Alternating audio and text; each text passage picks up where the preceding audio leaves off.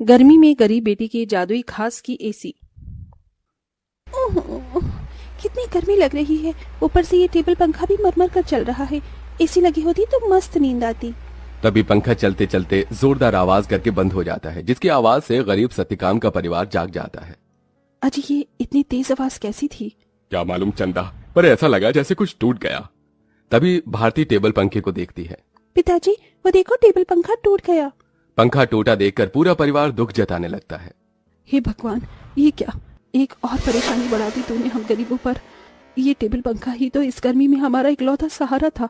अब तो इस गर्मी में हम बेहाल हो जाएंगे। कितना कहता था मैं कि दिन में पंखा बंद रखा करो, सारा दिन तो चलता रहता था। अब दिन रात चलेगा, कोई भी चीज तो खराब तो होगी ही ना। एक एक पाई जोड़ कर लिया था ये पंखा, अब कहां से लाऊंगा तुम्हारे नए पंखे का दाम। इसीलिए तो कहती हूँ पिताजी कि घर में एक एसी लगवा दो, गर्मी भी नहीं लगेगी और नींद भी अच्छी आएगी। ये सुनकर गरीबी से झुंझलाया सत्यकाम अपनी दूसरी बेटी भारती को डांट लगाते हुए बोला, अरे चुप कर तू भारती, तेरा बाप कोई सर्विस वाला थोड़े है जो लाख रुपए महीना कमाता है। जब देखो एसी एसी एसी कहते रहती है। ये एसी सोफा सब अमीरों के घरों में होता है, हम गरीबों की औकात में नहीं है खरीदना। अजी अब जाने भी तो बच्ची है। अब ही चलो सब सो जाओ। आस पड़ोस वाले भी इतनी रात में हम गरीबों के घर में से हल्ला गुल्ला होता सुनेंगे तो क्या कहेंगे। जैसे तैसे सब गर्मी में सो जाते हैं, लेकिन अपने गरीब माँ बाप बहन को गर्मी से बेहाल देखकर वो गरीब बेटी रात भर खुद सो भी नहीं पाई। अरे सुबह हो गई, जल्दी से साफ सफाई कर लेती हूँ, फिर बाबा के लिए चाय भी बनानी है। घर में झाड़ू लगाकर जब वो घर के बाहर आकर देखती है तो आम के पेड़ से पूरे आंगन में पत्ते ही पत्ते बिखरे थे और पेड़ पर फल लगने को थे, जिसे देखकर वो खुश हो गई। अरे वाह, आम के पेड़ पर तो बेर लगने लगे हैं।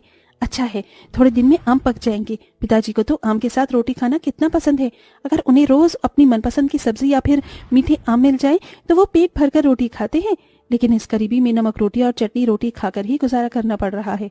इस घर की बड़ी बेटी होते हुए भी मैं अपने गरीब माँ बाप के लिए कुछ भी नहीं कर पा रही हूँ। मेरे प्यारे आम के पेड़, मैं उनके लिए कुछ करना चाहती हूँ। खास करके भारती की ख्वाहिश है कि हम अपने घर में एसी लगवाएं। सबसे पहले मैं अपनी कमाई से अपने घर में एसी लगवाऊंगी।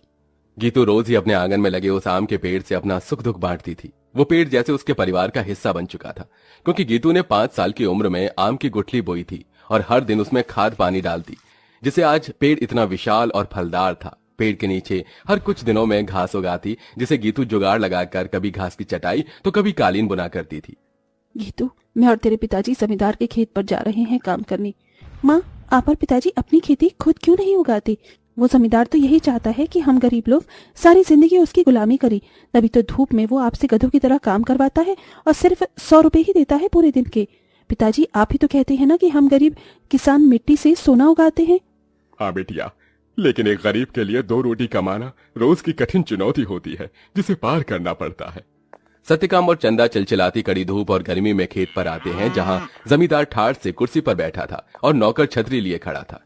ओहो, बाप रे बाप, कितनी गर्मी है, आग बरस रही है। इतनी गर्मी में तो एसी की ठंडी हवा छोड़ने का मन ही नहीं करता। राम राम मालिक। अरे भाड़ में गया तेरा राम राम, यहाँ गर्मी से मेरा कचूमर निकला जा रहा है। कहाँ मर रहा था? हाँ, अब तक कहाँ मर रहा था? चलो दोनों मियाँ बीबी खेत जोतने में लग जाओ, उठाओ हल। जी मालिक। बेचारे दोनों कड़ी धूप में उतनी बड़ी जमीन में हल जोतते हैं, उनके माथे से टप टप पसीना बहता जाता है। अजी शाम हो गई, आज तो मालिक दिहाड़ी देने के डर से आए ही नहीं। उनकी हवेली चलकर मांग लेते हैं। पंखा ठीक भी तो कराना है, वरना गर्मी में गुजारा नहीं होगा। दोनों जमींदार के घर आते हैं, जहां जमींदार पांव पसारे एसी की चिल्ड ठंडी ठंडी हवा खा रहा था। ओहो, क्या मजा आ रहा है। एसी में भैया मजा बहुत है। अरे सत्यकाम, तू यहाँ? जी मालिक, पैसे दे दीजिए। ये पकड़ 200 और चल दफा हो जा। इसी तरह दिन गुजरते हैं। दोनों मियाँ बीवी जो भी कमा कर लाते अपनी गरीब बेटी के हाथों में रख देते, जिससे बहुत ही समझदारी से गीतू घर चलाती और उसमें से कुछ बचा भी लेती। 100, 200, 300, 350, 400, 410, 420, 30, कुल मिलाकर मेरे पास अभी तक के 700-800 रुपए ही इकट्ठे हुए हैं। इतने में एसी कहाँ से आएगी? अगर मैं किश्त बंधवाकर भी एसी ले आऊं तो फिर मैं कैसे किश्त भरूंगी? तभी भारती अपनी गरीब बहन गीतू को परेशान देखकर बोली, दीदी, आजकल तो कबाड़ी वालों के पास भी अच्छी अच्छी चीज मिल जाती है। अमीर लोग तो नया खरीद लाते हैं और महंगी चीज भी बेच देते हैं। हाँ, ये ठीक रहेगा, मैं कबाड़ी में से कोई एसी उठा लाती हूँ। गीतू एसी खरीदने कबाड़ी की दुकान पर चली आई। भैया जी मुझे कोई सस्ती एसी दिखाइए। गरीब लड़की लगती है, एक काम करता हूँ, ये खटारा वाली एसी थमा देता। इसे क्या पता इसमें क्या डिफॉल्ट है। ये लो बहन जी, ये एकदम बढ़िया एसी है। ये चलती तो है ना? चलती नहीं, दौड़ती है, एकदम धूम मचा देगी ठंडी हवा की। 1000 रुपए की लगेगी, अब जल्दी से ले लो। लेकिन मेरे पास बस 800 ही हैं। चलेगा चलेगा, दे दो। गीतू खुशी से वो एसी घर लाकर सबको चलाकर दिखाती है। माँ पिताजी देखो, आपकी गरीब बेटी एसी खरीद कर लाई है 800 में। अब हमें गर्मी में नहीं सोना पड़ेगा। मगर ये चल क्यों नहीं रही? 800 में कोई एसी देता है भला क्या? पैसे फंसा कर आई है जाकर। सब मुंह बनाकर सो जाते हैं और गीतू पेड़ के पास आकर रोने लगी। मेरे प्यारे आम के पेड़, वो कबाड़ी वाला मुझ गरीब के पैसे खा गया। ये एसी चल भी नहीं रही, मुश्किल से 1-1 रुपया इकट्ठा किया था। गीतू को रोते देखकर पेड़ बोलने लग जाता है। गीतू, तुम रो रही हो? रो मत, मैं तुम्हारी एसी को जादुई एसी बना देता हूँ। क्या सचमुच में ऐसा हो सकता है? तभी पेड़ जादू करता है और जमीन पर ढेर सारे घास उगाते हैं जो बहुत चमक रही थी। गीतू, इस जादुई घास को मैंने अपनी शक्ति से उगाया है, इसे एसी में लगा दो, ये एसी जादुई हो जाएगी। गीतू बिल्कुल वैसा ही करती है। तभी घास का एसी बनकर पूरा होते ही सुनहरी चमक से भरकर चल पड़ता है और पूरे घर को बर्फ के जितना ठंडा कर देता है। माँ पिताजी, भारती देखो, एसी चलने लगी। पूरा गरीब परिवार घास के एसी को चलते देखकर चौंक जाते हैं। अरे देखो चंदा, हमारी बिटिया ने घास की एसी बनाई है। हाँ जी, लेकिन ये घास की एसी कैसे चल रही है? ये एसी कूलर तो बिजली से चलते हैं। तभी जादुई घास एसी के आंख कान मुंह बन जाता है। एसी इठलाकर बोला, क्योंकि मैं जादुई घास का एसी जो हूँ। ये लो, जी भर के खूब ठंडी हवा खाओ। अरे वाह दीदी, क्या धांसू एसी बनाई है। हम गरीबों जैसे घास की एसी है। एसी तो बड़े बड़े अमीरों के घर में भी नहीं होगी। अब हम गर्मी में एसी की ठंडी हवा में सोएंगे। तभी चंदा रोते हुए बोली, बिटिया, अगर दिन भर इस एसी की ठंडक में ही सोते रहेंगे तो कमाएगा कौन? बगैर खून पसीना बहाए पैसे थोड़ी मिलता है। ये कहते हुए चंदा रोने लगती है। तभी जादुई घास एसी में से ठंडी हवा के साथ नोट बरसने लगते हैं। लूट लो, जितने चाहिए लूट लो, देख क्या रही हो?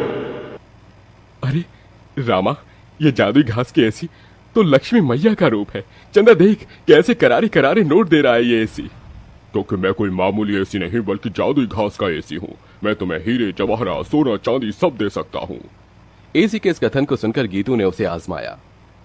अगर ऐसा है तो हमें सोने चांदी के सिक्के देकर दिखाओ।